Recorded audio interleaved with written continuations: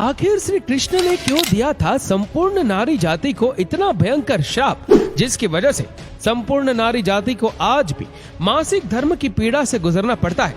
और क्या आप जानते हैं कि संपूर्ण नारी जाति को एक ऐसा श्राप भी मिला है जिसकी वजह से नारी जाति किसी भी बात को अपने पेट में नहीं रख सकती? दोस्तों, वीडियो को पूरा जरूर देखिएगा ताकि आपको संपूर्ण जानकारी हासिल हो। दोस्तों, महाभारत और रामायण काल में ऐसे बहुत से प्रलयकारी श्राप दिए गए थे जिनका असर आज भी मनुष्य पर दिखाई देता है, और ऐसे ही कुछ श्राप नारी जाति को भी दिए गए थे जिनका असर आज कलयुग में भी नारी जाति पर दिखाई देता है। दोस्तों, आज हम आपको बताने जा रहे हैं नारी जाति के भयंकर और पीड़ादायक श्रापों के बारे में, जिससे हर महिलाओं को हर महीने मासिक धर्म का सामना करना पड़ता है और ये बहुत पीड़ादायक होता है। ऐसा कौन सा कारण है जिनके कारण नारी जाति को इतना कष्टदायक श्राप मिला? नारी जाति को इसी के साथ दूसरा श्राप भी मिला है कि नारी जाति अपने पेट में किसी बात को नहीं छिपा सकती। दोस्तों, आपने ये चीज को महसूस भी किया होगा और आपने देखा भी होगा कि स्त्रियों के मन में और पेट में कोई बात नहीं रुकती है। वो बात चाहे कितनी भी सीरियस क्यों ना हो, लेकिन वो बात नारी जाति के पेट में नहीं रुकती है।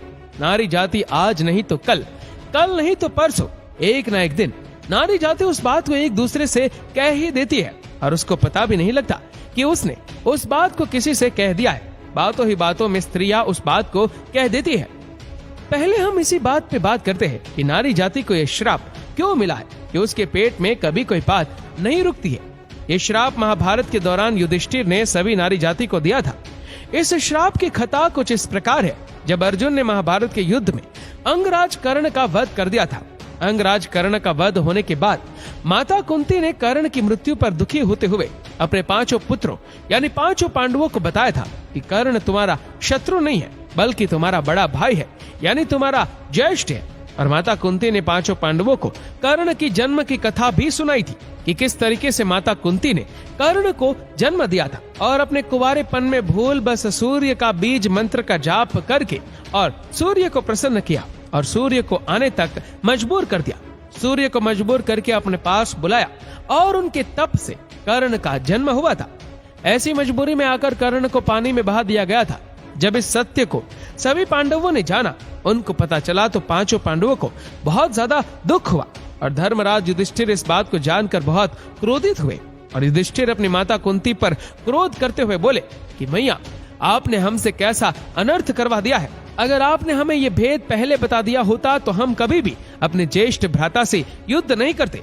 और धर्मराज युधिष्ठिर ने अपनी माता पर क्रोध करते हुए समस्त नारी जाति को एक श्राप दे दिया कि आज के बाद नारी जाति के मुख में, नारी जाति के पेट में कभी भी कोई बात नहीं छुपेगी। नारी जाति को भयंकर से भयंकर भी बात बता दी जाए तो उसको भी वो उगल देगी। इस तरीके का श्राप युधिष्ठिर ने नारी जाति को दिया था। उसके बाद आज तक नारी जाति अपने पेट में किसी बात को नहीं छुपा सकती, चाहे वो बात विनाशकारी क्यों ना हो, लेकिन फिर भी नारी जाति उस बात को अपने पेट में नहीं छुपा पाती है। अब आता है दूसरा श्राप। नारी जाति को भोगनी होगी मासिक धर्म की पीड़ा। महिलाओं को हर महीने में 5 दिन का मासिक धर्म होता है और इससे उन्हें बहुत ज्यादा पीड़ा भी होती है। ये पीड़ा भी नारी जाति को एक श्राप के रूप में मिली हुई है। भागवत पुराण के अनुसार इस श्राप की कथा कुछ इस प्रकार है। एक बार देवताओं के गुरु बृहस्पति देवराज इंद्र से क्रोधित हो गए थे और इसी का लाभ उठाकर असुरों ने स्वर्ग पर आक्रमण कर दिया और इंद्र को अपना स्वर्ग छोड़कर भागना पड़ा। तभी इस समस्या का समाधान करते हुए ब्रह्मा जी ने देवराज इंद्र से कहा कि तुम्हें किसी ब्रह्म ज्ञानी की सेवा करनी चाहिए जिससे तुम्हारा स्वर्ग तुम्हें वापस मिल सके।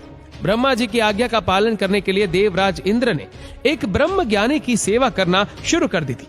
लेकिन इस बात से इंद्रदेव बिल्कुल अनजान थे कि जिस ब्रह्म ज्ञानी की वो पूजा व सेवा कर रहे उनकी माता एक असुर थी। उस ब्रह्म ज्ञानी की माता के दिल में हमेशा असुरों के लिए हमदर्दी होती थी और देवताओं से बड़ी नफरत किया करती थी। देवताओं की तमाम सामग्री, जो भी पूजा पाठ की सामग्री थी, वो सभी सामग्री असुरों को समर्पित हो रही थी, असुरों के पास जा रही थी। उसको जब देवराज इंद्र को इस बात का ज्ञान हुआ तो क्रोध में आ गए और क्रोध में आकर उस ब्रह्म ज्ञानी की हत्या कर दी जिसकी वो सेवा कर रहे थे। इसी वजह से देवराज इंद्र पर ब्रह्म हत्या का पाप चढ़ गया, जो कि एक असुर के रूप में देवराज इंद्र के पीछे पड़ गया था। अब इस पाप से छुटकारा पाने के लिए देवराज इंद्र ने अपने आप को एक फूल के अंदर छुपा लिया था। और 1,00,000 वर्ष तक देवराज इंद्र ने भगवान विष्णु की तपस्या की थी।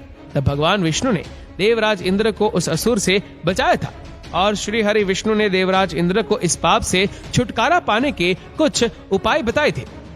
तब देवराज इंद्र से श्री हरि विष्णु ने कहा कि इस पाप के अंश को आपको 4 भागों में बांटना होगा, पेड़, पानी, पृथ्वी और स्त्री। इन चारों को अंश मात्र में आपको बांटना होगा। तब देवराज इंद्र ने इन चारों को बुलाकर इनसे अनुरोध किया। तब ये चारों राजी हो जाती है। पानी, पेड़, पृथ्वी और स्त्री चारों मान जाती है और अपने लिए एक एक वरदान की कामना करती है। तब इंद्र ने पेड़ को वरदान दिया कि वो अपने आप को कभी भी किसी भी स्थिति में जीवित कर सकता है। पानी को यह वरदान मिला कि वो किसी भी वस्तु को अच्छी तरह स्वस्थ, शुद्ध और साफ कर सकता है।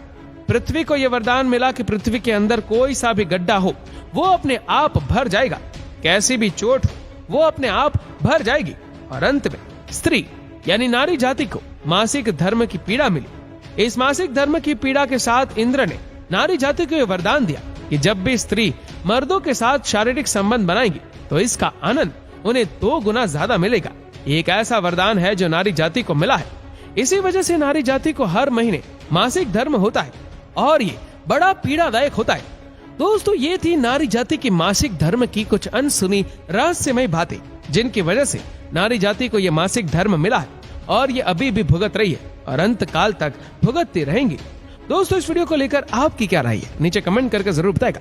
और अगर आपको वीडियो अच्छा लगा हो तो इस वीडियो को लाइक करेगा, शेयर करेगा ज्यादा से ज्यादा लोगों तक। और ऐसी ही और भी स्पिरिचुअल वीडियोस के लिए सब्सक्राइब करें हमारे यूट्यूब चैनल को और फेसबुक पर फॉलो करें हमारे पेज को। धन्यवाद।